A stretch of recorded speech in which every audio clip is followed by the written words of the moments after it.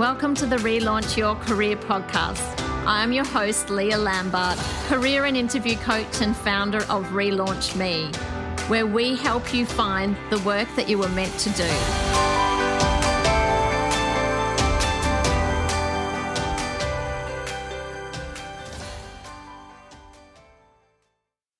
Welcome to the Relaunch Your Career podcast.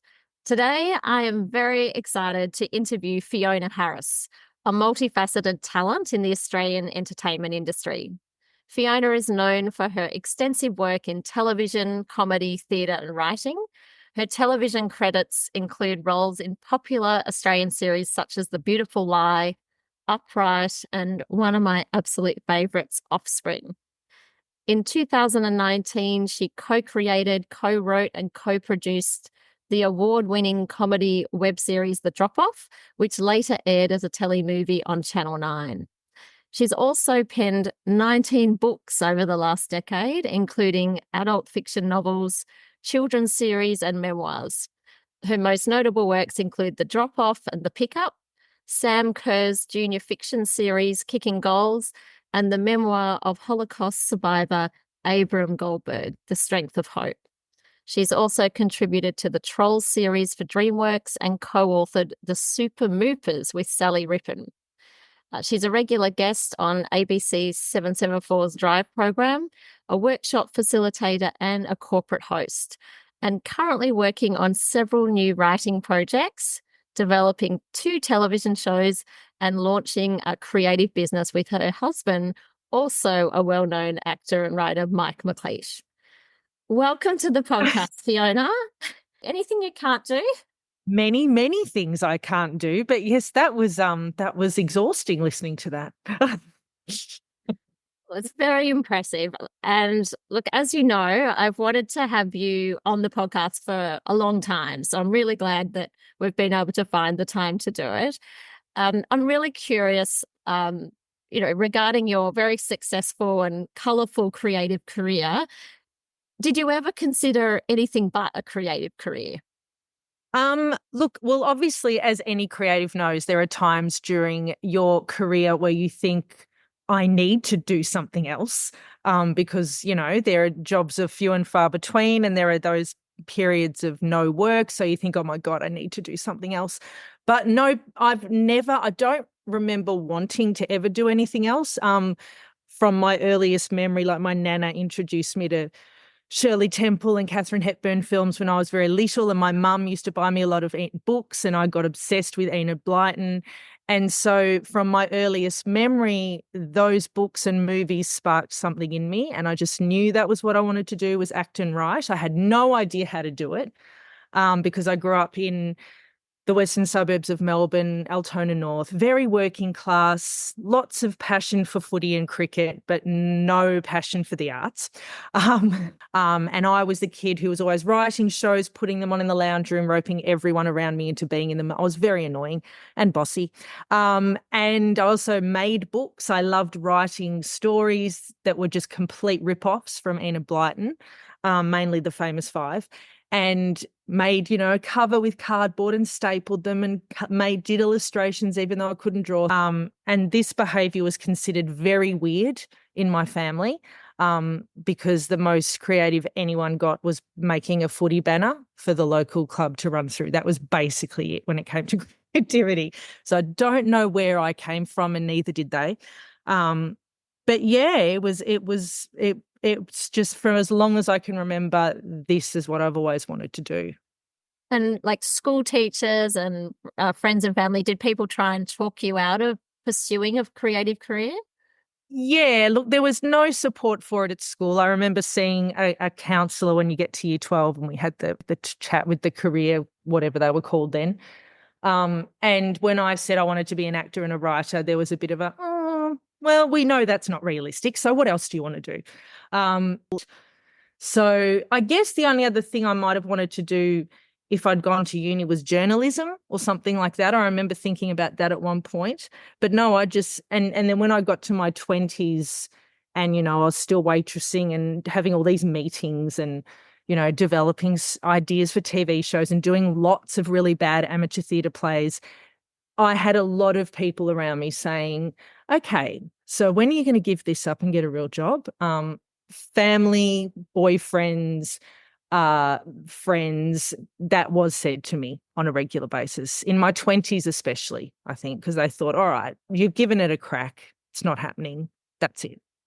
Was there any consideration at that time to go to NIDA or WAPA or some of those Um, performing arts schools, or was that not even on your radar? I auditioned for NIDA. No, I auditioned for VCA, I think, when I was about 21. Because by that stage I'd started meeting like-minded people doing all these plays. And I was like, oh, see, it is all right. It's not weird. I can do this. So I found the guts to go and audition for NIDA, found the entire process absolutely terrifying. But I got through to one of the final rounds, and then the panel said to me, I think I might have been 20. But the panel were lovely by the time I got to that end stage, and they said, come back next year because you're still too young and we want you to get some more life experience. And then I never went back because I went overseas instead. So I did have a crack, but it didn't. And I don't know that I don't know if I would have been a good drama school kind of candidate or person. So, how did you get your first break? Like, what would have been your first success in your creative career? First success would have been a sketch comedy show on the ABC called Flipside, which we all wrote and acted in, and that was myself and 7 others. And that came about because I actually ended up living overseas after school and after working for a while and meeting all the like-minded people in plays. I decided to go to New York for 3 months and do some acting classes, and I stayed there for a year. And then I went to London for a year. And so by the time I got back, I was in my mid-20s and I'd kind of absorbed that New York determination and attitude. So I got 2 friends I'd been doing plays with and writing stuff with.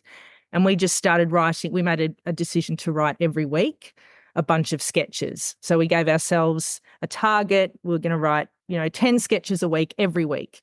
And once we had a collection of, I think, maybe 50, we went to the ABC and had a meeting with them and pitched this idea for a sketch comedy show. And by some miracle, there was another little group, including the Curry boys, so Stephen Curry, Bernard Curry, and Andrew Curry, and their 2 mates doing the same thing. So the ABC put us together. And so, we made this sketch comedy show, and that was the first foot in the door. That was the very first professional TV job. I was getting paid to write and act, and it was like, oh my God, the dream has come true. And then, And of so course, how old were you then, Fiona? I was 29. So that's how long it took. Yeah, wow. Yeah. Yeah. And so all those years in between, were you hustling with auditions, trying to get noticed? What were some of the obstacles that you had to overcome during that period? Many. So all through my 20s, it was all hustle. It was, as I said, I lived overseas for 2 years where I did a lot of plays and courses and learnt a lot. Also spent a lot of time in pubs, but that's, the other side of the story.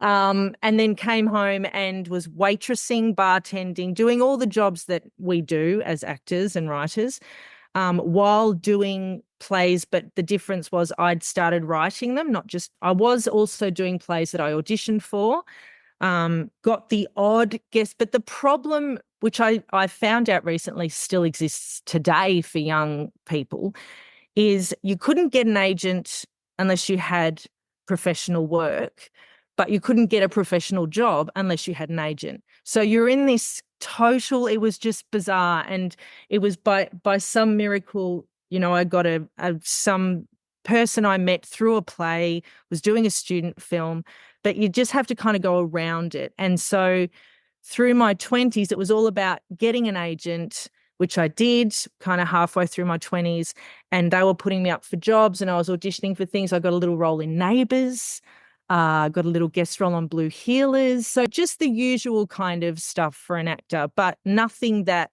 was, no lead roles, nothing hugely exciting, which is when I made the decision early on, right, well, no one's giving me a job, so I'm just going to write my own jobs. I'm just going to create my own work. and we put on a play at the Organ Factory, a few of us, wrote a one-woman show. So I just started, but this was all, I had no money. There was no money. It was all, the money was coming from, waitressing, bartending, courtesy car driving for Brighton Mazda. I did that for a year. I did everything. I've done a cleaner, house cleaner, did everything. Because that's what you have to do when you're creative. You have to you have to find ways to fund your living while you do what you love. So it was all through from 18 till that first job at Flipside was just doing anything I could to make money and pay the rent, but being able to do what I loved. Yeah. And I know we've spoken about this before, but my understanding is that even some of our best known actors and musical theatre stars who are the stars of our big productions, that in their downtime, they're also waiting tables and doing voiceover work, or a lot. I know a lot train also to be maybe a drama teacher or something like that. That is correct? Yeah, well, I mean, just last week, my husband and I went to a big show at Rod Laver, and one of the ushers was someone we know well, who we, you would maybe recognise as well as a musical theatre person. But, got to make a living. So it's like when there's no job coming in, and it's a very insecure, unstable existence. But as anyone who's a creative knows, you don't want to do anything else. So you just try and make it work as much as you can. I guess the tricky part is the backup job has to often be a casual job, doesn't it? Because you've got to be available at a moment's notice to go and audition or take up a role. You can't really be dropping a full-time gig, or that interim work has to be more casual, bartending and hospitality type work, doesn't it? Yeah, look, a lot of our friends have fallen away over the years, where they've got to a point which is completely understandable by their mid-30s or even earlier, where they've gone, oh, I'm done. Because, they've said, I want to buy a house, or I want to buy a car, or I want to stop stressing about money. So they've gone off to be real estate agents or work in marketing, or, we know so many of our friends who we came up through our 20s doing amateur theatre and independent theatre with, who gave it up. And I completely understand why, and I respect them doing that. And we're just the idiots that hung in there. We mentioned in the bio, your husband is also very much a creative, who is also an actor, writer, singer. Yeah. All of the above, comedy. Yeah, that's nice. So you've both juggled your creative careers over this period. Yeah, and we've been quite lucky. Well, actually, it's not luck, because I always get told off by people when I say that. We've managed to make it work so that either both of us are working or one of us is working. There's been a few times when neither of us are working, but that's been rare, thank goodness, because we hustle. We're hustlers. We've just, and we diversify. So we don't just do one thing. I think if we were just actors, there's no way we'd still be here being creatives. But because we've diversified into writing, voiceovers, corporate hosting, emceeing, producing, you have to kind of be able to be flexible and just expand on your skills so that you can do other things and not just be relying on acting work or writing work, because that would make life very hard, especially when you have a mortgage and children. I was thinking when I went on my run this morning, you have actually what we call a portfolio career. Are you familiar with that phrase? No. So a portfolio career, we talk about a lot. It means that you might still work 40 hours a week or more, but that you earn income from different sources. Yeah, true. You mentioned before the hustle.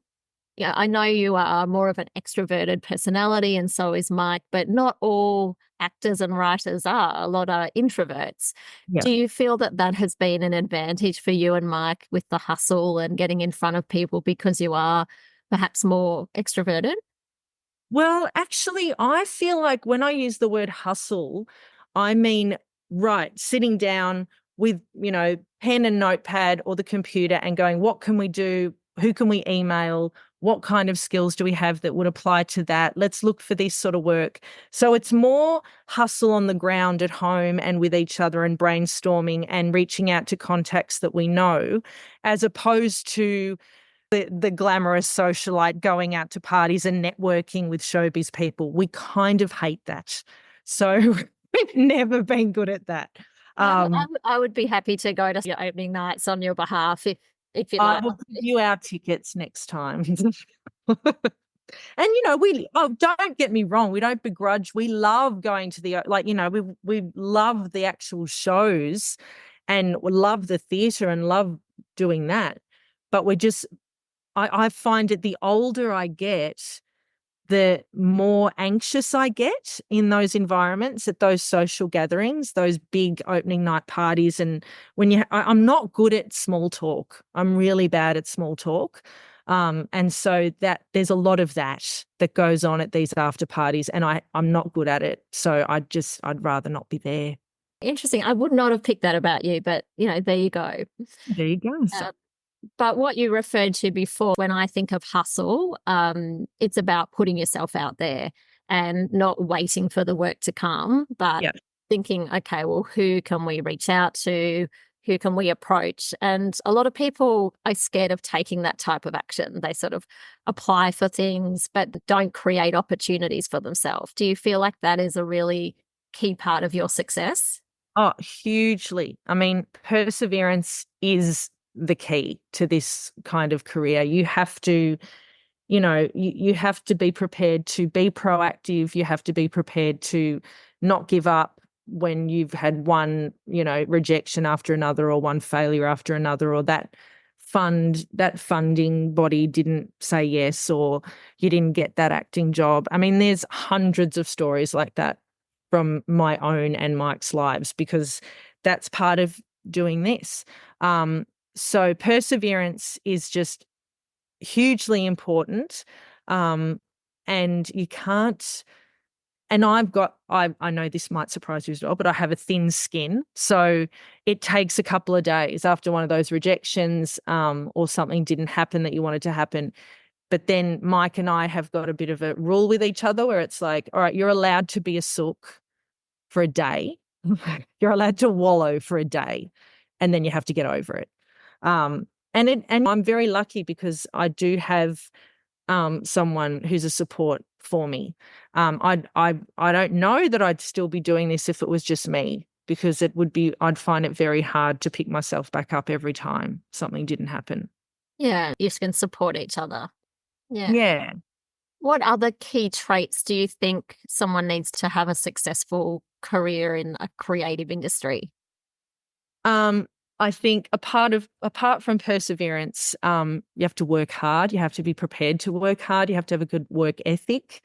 You have to have a lot of self-discipline, especially when you're the one creating the work. If you're not, when you have a boss, because I have obviously done normal jobs, what we'd call normal jobs, and worked in offices over the years and worked in those sorts of environments. And it's very different because you have to push yourself. You have to motivate yourself. You get up in the morning and you have to go, right, what am I doing today? And you have to make your list and you have to stick to it. And when you're a writer as well, you have to set yourself goals, and you might say, today I have to write 1,000 words. And you might not feel like doing that, but you have to. So there's a level of that kind of pushing through, working hard, that is really important when you're a creative.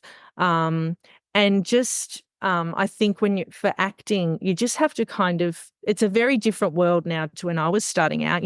Everyone's got access they can just film themselves doing something and put it online and people can see it immediately.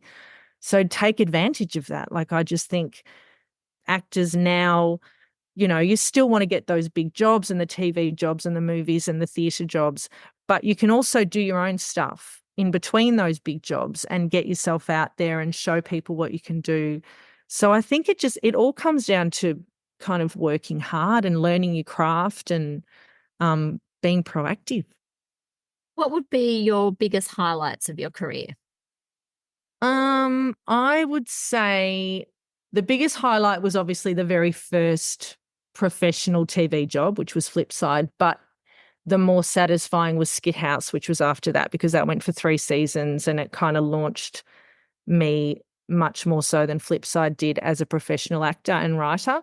Skithouse, because it was the first proper one. The Drop Off, most definitely. I wouldn't have thought that because it's a web series, but because it was something we created together, and we got funding for, and we ran the show. We were the showrunners. We cast it, we wrote it, we co-directed it, we acted in it. I'd say that was the most satisfying and fulfilling highlight of my creative career, as well as the very first time I got that commissioned book, because that had been a dream since I was a kid. So to actually know I was going to be a published author was hugely exciting. And was that the drop off? No. So the very first time I was commissioned to write a book was called Forever Clover, which you probably haven't heard of. Oh, I um, a little chapter book series back in 2013, or no, earlier than that. It was maybe 2011. I do But know those books. They were the little pretty little girls. yeah, Yeah. And they had the cards to match. yes. Yes. But my name wasn't on the cover. It was a fictitious person called Holly someone. But the first time my name was on a book, which was the Super Moopers with Sally Rippon and Scott Edgar, that was exciting, that beyond belief, because my name was actually on a book, and that was just a dream come true. What would be the lowlights? Oh, Leah, have you got a few hours? um, There's so many. Well, look, yeah, any creative of my age has got a long list. But I'd say, I can remember there's a TV series that got really close to being greenlit with the ABC. They got pulled at the last second because a new person came in. I got down to the final two for a TV show that I would have been the lead in, and I got pipped at the post. Rejected my very first young adult novel that I ever wrote, before I was published by anyone, got rejected, I think, 38 times by every publisher I sent it to. So, there's a long list. I mean, just missing out on roles, missing out on writing jobs. That's kind of part of, that's the gig. If you want to be a creative, you have to get used to that. Yeah. You need grit, you need resilience, perseverance. You absolutely do. But I would say that I know now, as an old person, that those rejections and the failures and the challenges, that's kind of how you learn. It's important. It's integral. You have to accept the choices you've made. You have to own them. You have to learn to take responsibility for them. And it kind of makes you better. It makes you a better writer. It makes you a better actor. So at the time, it's the worst thing ever. But when you look back, you think, actually, if that hadn't happened, this wouldn't have happened. Or if that hadn't happened, I wouldn't have learnt this. So it all kind of makes sense. Tell us about what you're working on right now. So right now, I've got 4 books due by November. Not freaking out at all.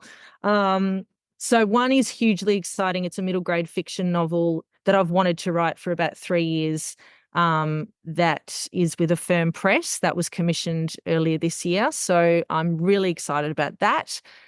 So that's a middle grade fiction novel. Then I've got a junior fiction novel with another publisher. That's also an original, and it's just me, and that's exciting as well. And then I've got another Diary of a Netball Superstar book that has to be written in a few months, and a collection of short stories for little kids, bedtime stories, that I'm also working on. So those are the 4 books. And then Mike and I have got 2 TV shows that we're developing. I've got my book coaching and mentoring business that I've just launched. So I've got a couple of clients, which is very exciting. Mike and I are also writing a play that will be going on at Chapel Off Chapel next year. And we're launching our business in September with Keen and Creative, who are amazing. I just want to shout them from the rooftops. They're an amazing company that do all your admin and your socials and your website and all the stuff that luckily I don't have time to do because I'm busy writing. So they're helping us launch our business in September. Can you tell us about the focus of your business? So the business is called Harris McLeish Creative, and Mike and I are going to be using all the skills we've built up over the past 20 years or so to enhance presentation and public speaking skills for business professionals. So we're going to provide personalised coaching, interactive workshops and expert speech writing, which will be tailored to the individual or a small group's needs. And, so many of us now are called on to perform more than ever. You have to be engaging and memorable. You have to be good at it. There's a lot of noise out there, and we just want to help people cut through it and present with passion and grow their presentation skills, deliver their message in the most effective, memorable and high impact way, because we know how nerve-wracking it can be to have to talk on Zoom or at in-person events in front of colleagues or strangers, and we want to help people become more confident speakers who can engage an audience. And whether it's for a small internal presentation or a keynote speech for a huge event, we want them to be able to build their confidence where they need it most. And it could be from speech writing to how to walk on and off stage, how to use their body, how to use their hands, their voices, or, anything, everything and anything in between that has to do with presenting to one person or a group of people. Fantastic. And with your book coaching, is that for people who are wanting to write fiction or nonfiction as well? All of the above. So it's basically anyone who wants to write, has always either wanted to write something desperately but doesn't know how. And it could be a book, it could be a film, it could be a TV show, could be a play, could be anything, memoir, who's always wanted to write something but has no idea how to get started. It's for those people. It's for people who might have already started something but they're stuck and don't know how to move forward with it. And it's for people who might have written something in its entirety and now don't know what to do with it or want fresh eyes on it. So it covers all aspects of anyone who just wants a nudge or a bit of help with their project, basically. Amazing. Finally, one more question. What would be 3 tips that you would give a young person who is maybe considering a creative career as a writer, actor, scriptwriter, etc.? Okay, so 3 tips for a writer would be write every day, read, and find your community. Reading is hugely important. Writing and finding your own voice takes time, so you need to do that every day. And finding people who you can, share your work with or get, you can read each other's stuff, get feedback, people you trust, not just anyone. But finding a community is really important. And kind of the same applies to if you want to be an actor, you have to find your community because you'll learn from people doing it all the time, whether it's amateur theatre or making student films or short films, just doing the thing. That's how you learn. That's how you meet people. That's how you make those connections that might just lead to someone saying, oh, they're auditioning this thing if you want to go and do it. So you got to kind of put yourself out there in that regard.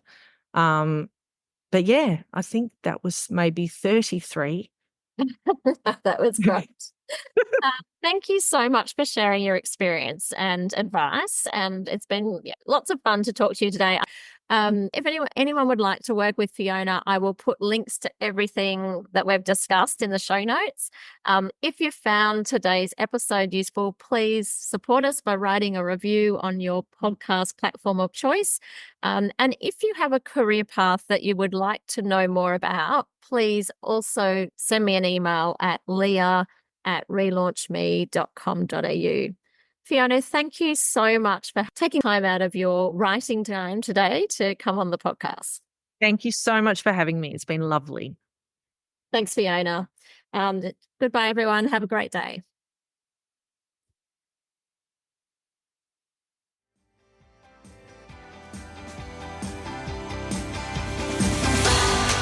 I hope you enjoyed this episode of Relaunch Your Career. If you did, please subscribe, share with your friends, leave a review, or connect with us on social media at Relaunch Me Career Consulting. If you have any questions about the episode or the work that we do, then contact us via the website relaunchme.com.au. Thanks for listening. Have a great day.